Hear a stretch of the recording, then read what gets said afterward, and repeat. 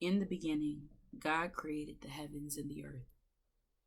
Now the earth was formless and empty.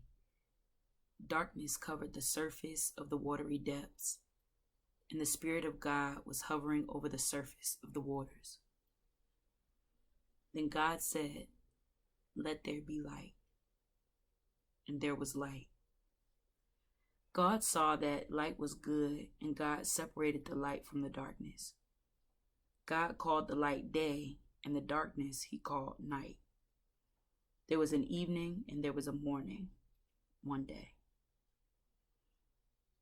Then God said, "Let there be an expanse between the waters, separating water from water."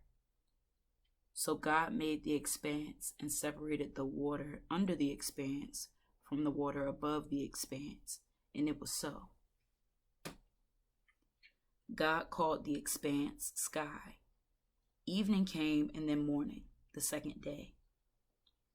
And God said, "Let the water under the sky be gathered into one place, and let the dry land appear." And it was so. God called the dry land earth, and the gathering of the water he called seas.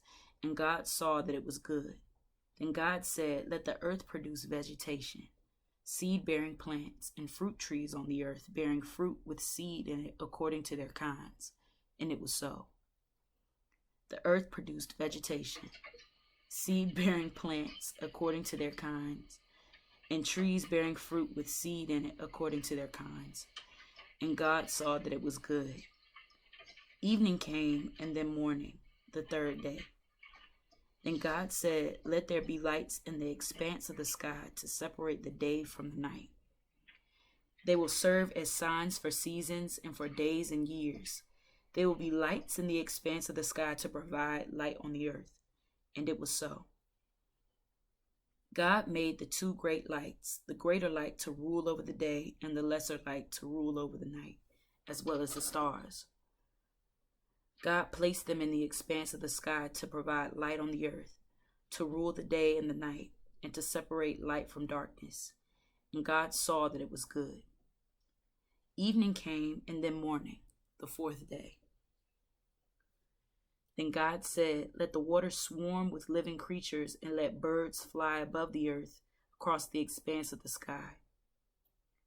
So God created the large sea creatures and every living creature that moves and swarms in the water, according to their kinds. He also created every winged creature according to its kind, and God saw that it was good. God blessed them. "Be fruitful, multiply, and fill the waters of the seas, and let the birds multiply on the earth." Evening came and then morning, the fifth day. Then God said, "Let the earth produce living creatures according to their kinds, livestock, creatures that crawl, and the wildlife of the earth according to their kinds." And it was so. So God made the wildlife of the earth according to their kinds, the livestock according to their kinds, and all the creatures that crawl on the ground according to their kinds. And God saw that it was good. Then God said, "Let us make man in our image, according to our likeness.